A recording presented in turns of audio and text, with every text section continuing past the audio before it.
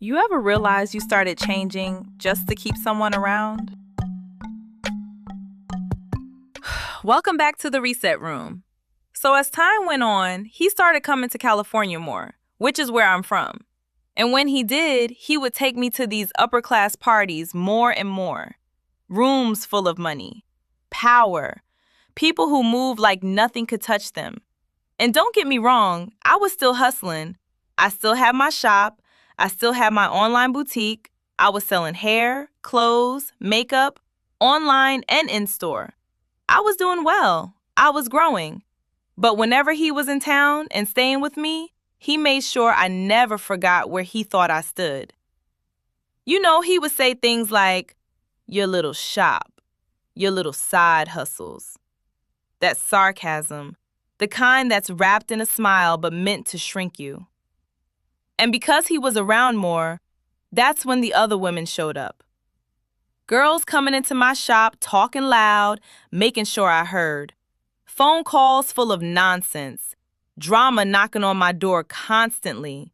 And listen, I was young. I was in love, and I was completely out of character. Pulling up on women, getting into altercations, going home and crashing out on him. And every single time, he'd take the opportunity to remind me how immature I was. Like my reaction was the problem, not the disrespect.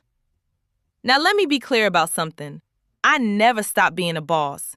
I never forgot who I was. But what did happen is I started editing myself, little by little. At first, it was small things. Talking less in rooms where my voice used to shine. Letting him answer questions I knew damn well I could handle myself. I told myself I was being strategic, that I was playing the long game. Because I wasn't shrinking, I was adjusting. At least that's what I told myself. He liked my fire, just not when it burned too bright. He loved that I was ambitious as long as it didn't outshine him. And I caught myself doing things that didn't feel like me. Asking permission instead of making decisions, explaining myself when no explanation was needed, softening my edges in rooms I was built to lead in. And that's when it hit me. I wasn't losing myself. I was betraying myself. Because the real BB, she doesn't need access through someone else. She builds her own doors.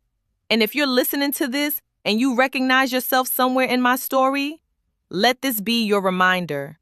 You don't need permission to be powerful. You don't need to dim to belong. And you don't need to betray yourself to get into rooms you're already qualified for. Make sure what you're building is building you. This has been The Reset Room